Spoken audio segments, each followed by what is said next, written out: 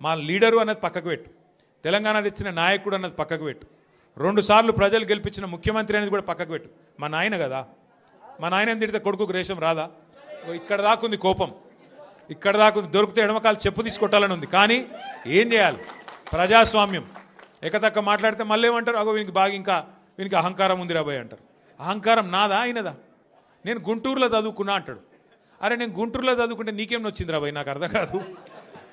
అప్పుడు ఆంధ్రప్రదేశ్ కలిసి ఉండే, నేను గుంటూరులో చదువుకున్నా, మళ్ళీ హైదరాబాద్లో చదువుకున్నా, పూనాలో చదువుకున్నా, అమెరికాలో చదువుకున్నా, నేను ప్రపంచం అంతా చదువుకున్నా. నీ లెక్క చదువు సందే లేకుండా తిరగలేదు. మీ అమ్మాయి నీకు చక్కగా తొవ్వ చూపెట్టలేదు. నేనేం చేయాలి దానికి? నీ ఏడిపోయింది నా మీద. అవో వీనికి ఇంగ్లీష్ వస్తుంది అంటాడు. అరే నాకు వస్తే నీకేం నొప్పిరా నాయన? నేర్చుకో. నేను హిందీ నేర్చుకున్నా, ఉర్దూ నేర్చుకున్నా, రేపు అవసరమైతే గోర్మాటి భాష నేర్చుకుంటా. నువ్వు నేర్చుకో. నేను ఎవడ నాపిండా? నిన్ను వద్దన్నాడు ఎవడన్నా? నువ్వు కూడా నేర్చుకో. దానికి కూడా ఏడిపోయి నా మీద. నేనేం చేసిన?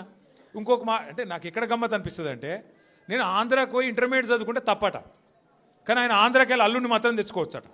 ఈ అమ్మ ఇది ఎక్కడ కథ రాబోయ్? అందుకే ఇక ఆయన పేరు ఏం పెట్టినట్టుగా నేను ఇట్లా లాభం లేదని చెప్పి మనోని పేరుగా అల్లుడు భీమవరం కదా, అందుకే ఈయన సిట్టినాయుడు పేరు కూడా భీమవరం బుల్లోడు అని పెడితే అయిపోతుంది. ఓకే వెలుగు భీమవరం బుల్లోడు మనకు నీతులు చెప్తున్నాడు. అరే ఆంధ్ర అంటే మరి ఆంధ్ర వాళ్ళ ఓట్లు కావాలి, ఆంధ్ర వాళ్ళ చుట్టూ తిరగాలి, కానీ మళ్ళీ ఆంధ్రాని మాత్రం నేను పోయి చదువుకుంటే నీకు నచ్చినది. నీకేం బాధ అవుతుంది? నాకు అర్థం కాదు.